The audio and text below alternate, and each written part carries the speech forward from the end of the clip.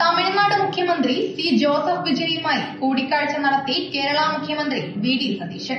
ചെന്നൈ മഹാബലിപുരത്ത് നടക്കുന്ന ദക്ഷിണ മേഖലാ കൌൺസിലിന്റെ 31ാം യോഗത്തിന് മുന്നോടിയായാണ് ഇരു സംസ്ഥാനങ്ങളിലെയും മുഖ്യമന്ത്രിമാർ തമ്മിൽ കൂടിക്കാഴ്ച നടത്തിയത്.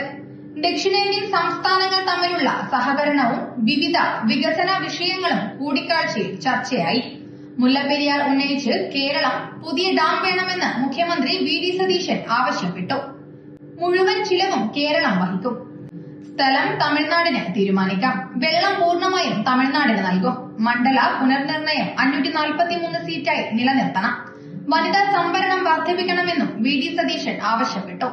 അന്തർ സംസ്ഥാന സർവീസുകൾ നടത്തുന്ന KSRTC ബസ്സുകളുടെ ടോൾ ഒഴിവാക്കണം. തലശ്ശേരി മൈസൂരു നിലമ്പൂർ നഞ്ചൻകോട് പാതകൾ നടപ്പാക്കണം. ബന്ദിപ്പൂർ രാത്രിയാത്രാ നിരോധനത്തെ പുനഃപരിശോധന വേണം. മൃഗങ്ങൾ കൂടുതൽ സഞ്ചരിക്കുന്ന സമയം പുലർച്ചെയും സന്ധ്യയ്ക്കുമാണ്.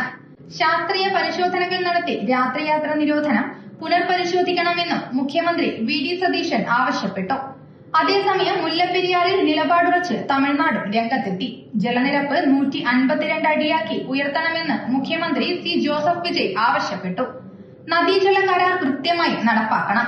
സുപ്രീം കോടതി വിധിയും ട്രിബ്യൂണൽ തീരുമാനവും നടപ്പാക്കണം. നീറ്റ് പരീക്ഷ ഒഴിവാക്കണമെന്നും അദ്ദേഹം ആവശ്യപ്പെട്ടു.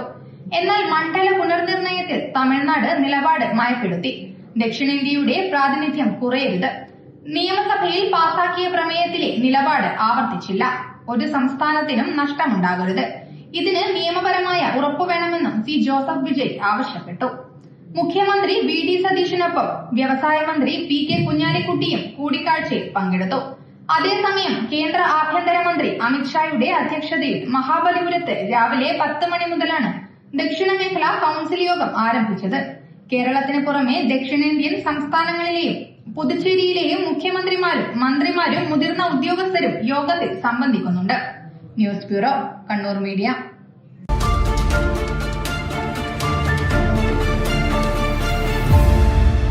മട്ടന്നൂർ നഗരത്തിൽ നിന്നും 300 മീറ്റർ മാത്രം അകലെ.